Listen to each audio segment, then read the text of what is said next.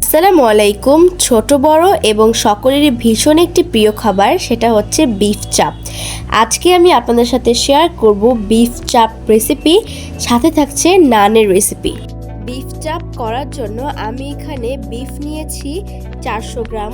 Hammer অথবা শিলনির সাহায্যে পাটায় ফেলে হালকা হাতে এটাকে থেতো করে নিতে হবে। খুব বেশি থেতো করা যাবে না, তাহলে যখন আপনি এটা ফ্রাই করবেন তখন তেলের সাথে মিশে যাবে। তো সবগুলো মাংসই আমি ঠিক একইভাবে থেতো করে নিয়েছি। এক টুকরো পেঁপের স্লাইস নিয়ে নিয়েছি, ছিলকা সহই পেঁপেটা নিয়ে নিয়েছি। এবারে পেঁপেটা আমি একটু কিউব কিউব করে কেটে নিচ্ছি। এবারে এটাকে ব্লেন্ড করে নিচ্ছি। এটার উপকারিতা হলো মাংসের মধ্যে মাংসটা একটু সফট হবে এবং জুসি হবে।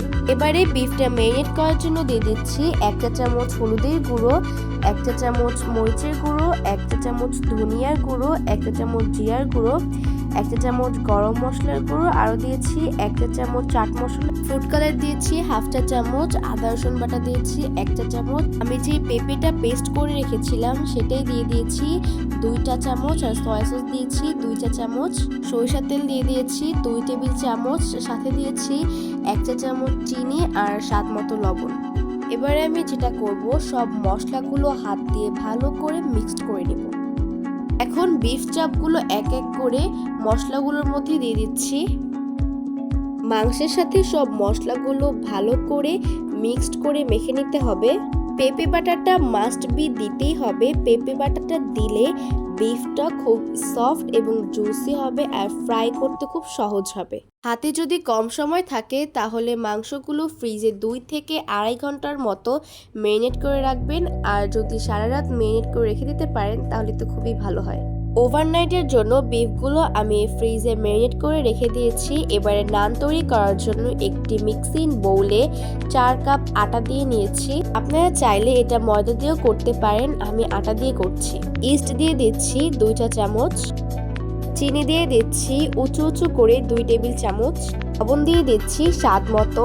অ্যাকচুয়ালি লবণের কোনো পরিমাপ হয় না, স্বাদ মতোই দিয়ে দিতে হয়। এবারে তো সব কিছু একসাথে মিক্সড করে নিচ্ছি সব উপকরণগুলো। সয়াবিন তেল দিয়ে দিয়েছি 2 টেবিল চামচ। এবারে সব কিছু মেখে নিয়ে কুসুম গরম পানি দিয়ে দিচ্ছি। অল্প অল্প করে গরম পানি দিব আর ডোটাকে মেখে নিব। আপনার পরিমাণ মতো পানি দিয়ে নেবেন, অল্প অল্প পানি দিয়ে ডোটাকে করতে হবে। আমার পরিমাণ মতো পানি দিয়ে আমি একটি সফট ডো তৈরি করে নিয়েছি।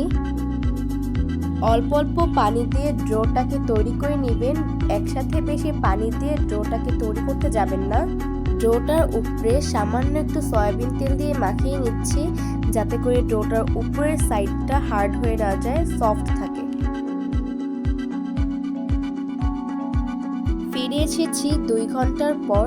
দেখতেই পাচ্ছেন আমার ডোটা কত সুন্দর সফট এবং ফুলে ডাবল হয়ে গিয়েছে। ভিতর দিয়ে ডোটা কিন্তু খুব ফ্লাফি হয়েছে এবং আমার ডোটা একেবারে পারফেক্ট একটা ডো তৈরি হয়ে গিয়েছে। এখন আমি ডোটাকে কিছুক্ষণ মথে নিয়ে সাইডে রেখে দিচ্ছি।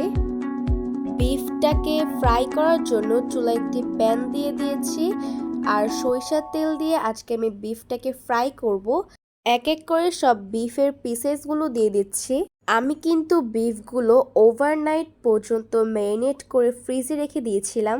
চুলার আঁচটা মিডিয়ামে রেখে এগুলো ভাজতে হবে। এপিটোপিট হালকা ব্রাউন কালার করে নিয়ে ভেজে নেওয়া হয়ে গিয়েছে।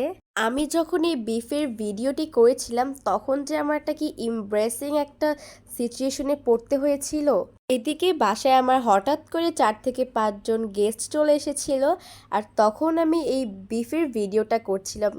খুব তাড়াতাড়ি তাদেরকে বিফটা সার্ভ করতে হয়েছিল, তাই আমি ঠিকমতো আপনাদের সাথে শেয়ারও করতে পারিনি। ইনশাল্লাহ নেক্সট কোনো ভিডিওতে বিস্তারিত আপনাদের সাথে শেয়ার করব বিফ চাপের রেসিপিটা। এদিকে আমি নানগুলো বেলে ভেজে নিচ্ছি। এক এক করে আমি সব নানগুলো আস্তে আস্তে ভেজে নিয়েছি। তৈরি হয়ে গিয়েছে আজকে আমার বিফ চাপ এবং নান। বাচ্চাদের কিন্তু এইসব ফ্রাই কোনো আইটেম খুবই পছন্দ, তাই বিকালে অথবা অন্য কোনো টাইমে আপনারা এটি তৈরি করে দিতে পারেন, খুবই পছন্দ করবে। নতুন কোনো ভিডিও নিয়ে খুব শীঘ্রই হাজির হব। আজকে এই পর্যন্তই। আল্লাহ হাফেজ।